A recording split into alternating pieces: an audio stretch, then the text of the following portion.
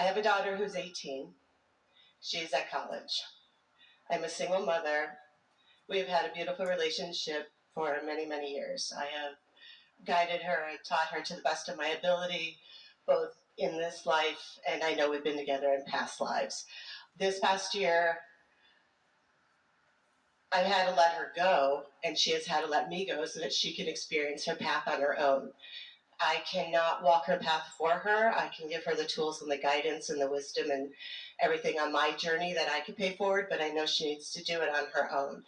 And it was a tumultuous last year of separating these identities and allowing her as well as allowing myself. The struggle comes from that identity of allowing her to be free as well as myself to be free and not have that co-identity so fused. And I think the hardest thing I've ever had to do was love her enough to let go and love myself enough to let go. Here's the thing. While you did let go physically, in other words, she went and you didn't, and so there's a physical difference. But the vibrational difference hasn't changed very much, and that's why you're still struggling and suffering from it. And so we're just going to ask you a few questions that will help you feel better. And we are so appreciative of this conversation because you represent so many people in so many relationships.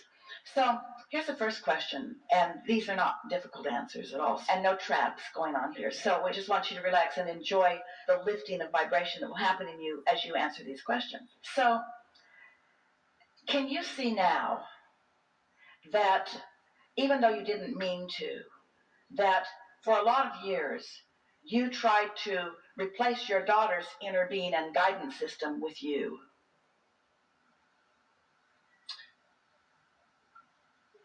Can you repeat that?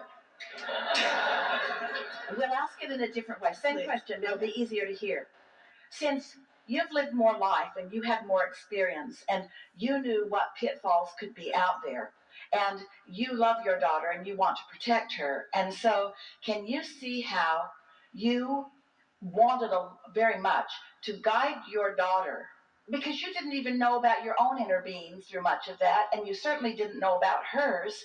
So out of your care and love for her, you wanted her to listen to you, and so you were able to guide her through a reasonable and in a few cases unreasonable physical control of her behavior.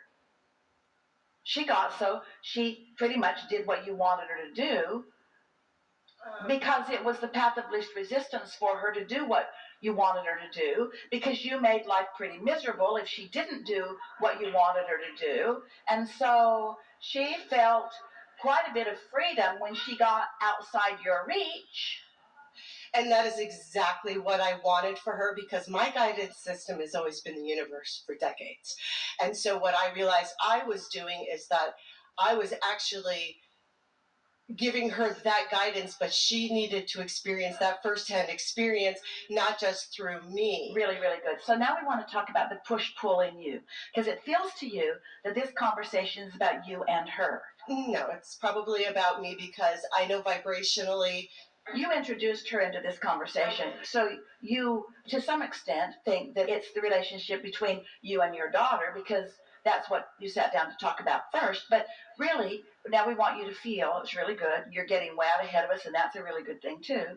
We want you to, for a moment, focus upon the push-pull that's going on inside you, and just acknowledge that it's not about her, it's just about you. It is. It's completely about me, because I miss her.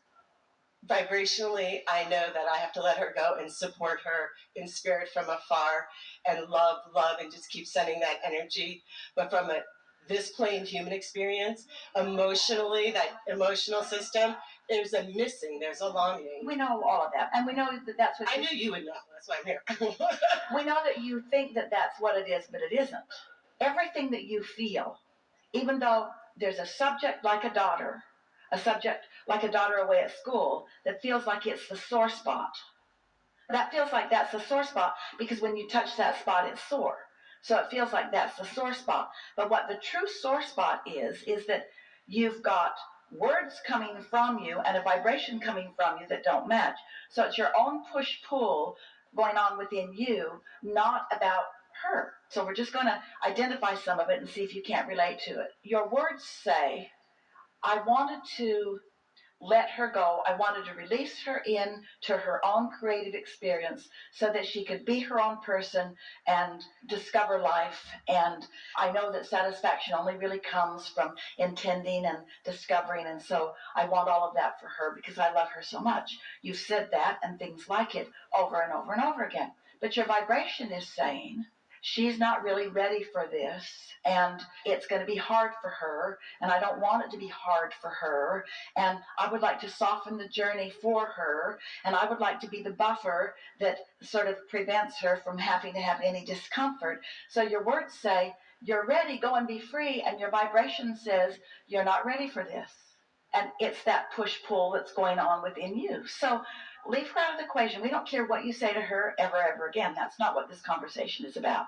We don't mean that we don't care. We mean that it's not relevant to this conversation.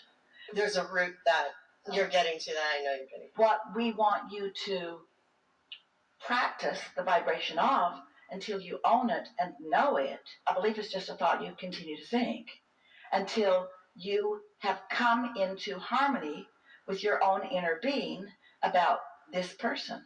May I share a truth about this? In a minute. Your inner being says, oh, there's a lot. Your inner being says, this girl is intuitive. She's tuned in a good deal of the time. She's responsive to her own guidance system. She's feeling her way. She's finding her way. She has very infrequent bouts of insecurity. She's finding her autonomy. She is in love with life. She feels frisky and whole. She wakes up with an eagerness. That's what your inner being knows about her and more. We could spend the whole rest of the day just giving you the list of what your inner being knows about her. When you find thoughts that are contrary to that, which you do frequently, then that's that push-pull that's going on in you because your inner being knows how strong she is, and you, and this isn't a bad thing, sort of enjoyed some of her weakness because it made room for you in her life. Every mother in the world likes that. Please be insecure so that I can shore you up. Let our bond be about what's missing in you but present in me. And while it might feel good here and there and here and there, if you really get carried away with that, there will come a time that your sweet girl will harmonize so fully with her inner being that you will feel irrelevant. And that is the blessing you're waiting for. Oh, I know. Absolutely. I want her to fly. I want Words. her. Huh? Words. I get it. There's a flip side to this, Abraham, and that is the last year especially. It's been a very tumultuous relationship with her to the point where the vibration was so toxic and negative, and the dis-ease that it was causing me, and that tumultuous relationship with her that I had to detach from my own well-being and create healthy boundaries in which she resists because I'm always there for her and Mom is always there. But by doing, excuse me, just one second, by me doing that, I'm so sorry because this is the crux of it. How do you detach from your own child to maintain your own well-being? And I don't want that, and that's where me coming up and sitting in this chair is because this is my child, and the toxicity and the heaviness and the negative energies is creating dis-ease with me. What do I do? You're not feeling all of this negative because you've detached. You're feeling all of this negative because you need to detach and haven't. And here's the piece. This is the piece. I love that. I love that. This is the piece that will really soothe and satisfy you in this, is that you're not letting go of her. You're handing her off to her higher power. So you're not saying, I'm letting you go into oblivion, good luck.